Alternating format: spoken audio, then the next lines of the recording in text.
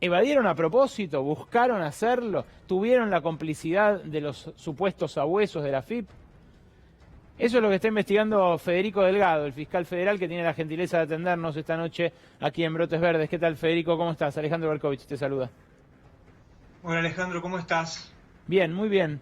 Bueno, la investigación preliminar que llevaron adelante hasta ahora, ¿qué pudo establecer? Bueno, en términos generales, porque es preliminar y esto quiere decir que estamos en la parte de hechura del caso, digamos que lo que decís vos es correcto. Argentina recibió información, dos paquetes grandes de información sobre cuentas argentinas no declaradas en el exterior que llegaron a nuestra AFIP y que había varios cursos de acción de acuerdo a los procedimientos administrativos, pero que ninguno se siguió. Ustedes tuvieron la primicia, es verdad, en tu programa.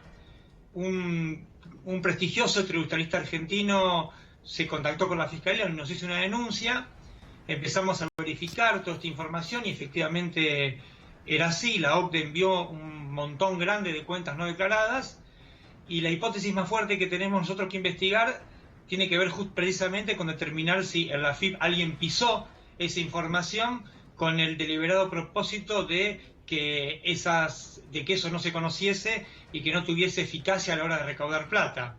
Federico, si esto ocurrió, si alguien efectivamente pisó esa información, ¿qué delito habría estado llevando adelante? Varios, porque a esto iba. Hay tres vectores básicamente en juego. Uno es proteger a alguien, es el delito de encubrimiento, pero también vos podés tener algún otro tipo de complicidad con la evasión de impuestos, que es la otra. Todo quiere decir, esto tiene que ver con todo lo que el Estado se privó eventualmente de recaudar, aunque hay que ser un poco también ahí cautos, porque también hay cuentas de jubilados españoles o italianos que perciben cuentas que perciben sus jubilaciones en sus países de origen, ¿no? No todo es evasión, pero el gran paquete, digamos, si un funcionario pisó la información, lo pudo haber pisado porque lo hizo, digamos, en términos vulgares, de buena onda y a propósito, o porque era cómplice de algún big fish, de algún pescado grande. Claro. Pero también hay un tema que es muy importante y es muy sensible, que ahí ese es un trabajo que va a tener que hacer la AFIP, que para nosotros es tangencial, pero que es muy importante en términos jurídicos, que es con determinar si alguna persona tuvo una cuenta en el exterior y blanqueó ese dinero, pero cuando blanqueó en la época de Macri no le contó a la AFIP que tenía esa cuenta, los efectos jurídicos del blanqueo, es decir, no pagar impuestos, estar exentos de responsabilidades judiciales con posterior al blanqueo, caerían. Bueno, esto es lo que más le preocupa al establishment. Desde que publicamos esto hace un mes, sobre todo al principio, los primeros llamados que tenía eran para ver si tenía el listado. Obviamente, ¿no? La gente que tiene dinero y que se sospecha culpable quiere saber si está en esa lista.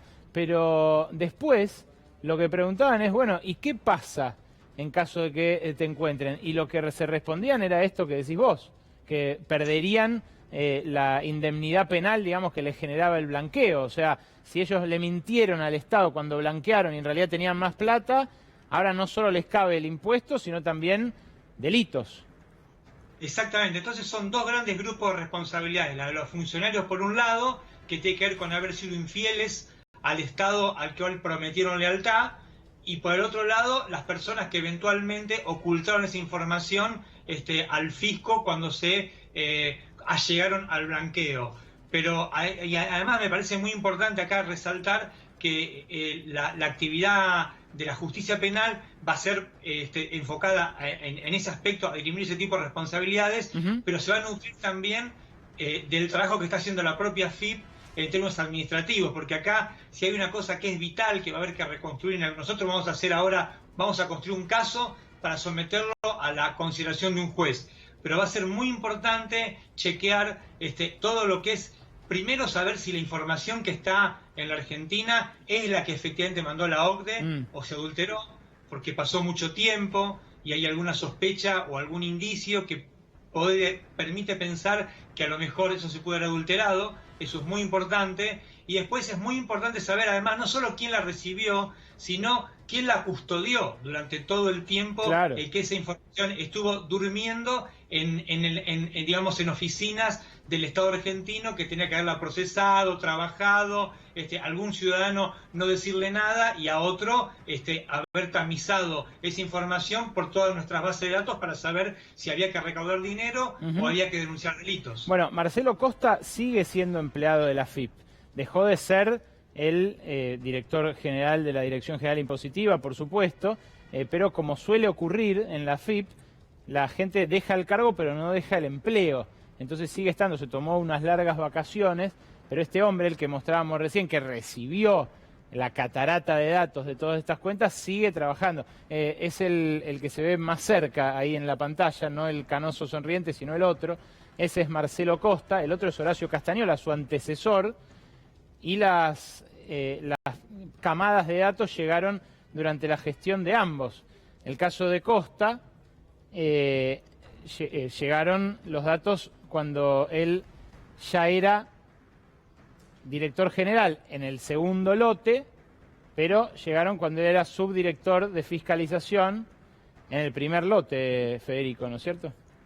Sí, sí, y acá a mí, más allá de los responsables, digamos, que surgen en primera línea y casi como que están en las cabezas de las oficinas del Estado, yo insisto con esto, es muy importante tener bien en claro cómo fue la ruta de ingreso de esa información, quién la custodió para saber si fue adulterada o no, y fundamentalmente después determinar por qué razón y por orden de quién y por disposición de quién eventualmente no se trabajó con toda esa data para saber si efectivamente había que dar de baja a alguien que había blanqueado, había que perseguir a alguien que no había blanqueado pero que tenía cuentas afuera, y eventualmente qué impuestos se habría que haber cobrado, sobre todo en situaciones, bueno, ahora todo esto se resignifica por el contexto, ¿no? Los informes que hacían ustedes recién, no solo lo que decía Piketty casi en términos abstractos, pero el informe anterior sobre las zonas más vulnerables de la ciudad, digamos, cuando uno ve toda esta data que tuvo el Estado argentino, que la pudo procesar y que debió procesarla, me parece que se resignifica. Por eso es tan importante no solo el trabajo que va a tener que hacer en el momento la justicia, sino hay cosas que se pueden hacer con esa información en términos administrativos y que seguramente hará la Administración Federal de Ingresos Públicos. Clarísimo, Federico, te agradezco mucho este contacto, te mando un abrazo. A usted, muchas gracias. Y buen trabajo además, porque esto es lo que tiene que hacer también la justicia federal, lo que tiene que hacer el periodismo, lo que tiene que hacer la FIP, en fin, tampoco somos nosotros quienes para decirle a todos lo que tienen que hacer, pero para esto es que se recaudan impuestos, para respiradores, para aislamiento en las villas, para que no pase lo que está pasando ahí con esa curva. No es que se le quiere cobrar por una cuestión de odio ideológico, como dijo la semana pasada Martín Lustó, o como sugieren todo el tiempo desde un sector de la oposición.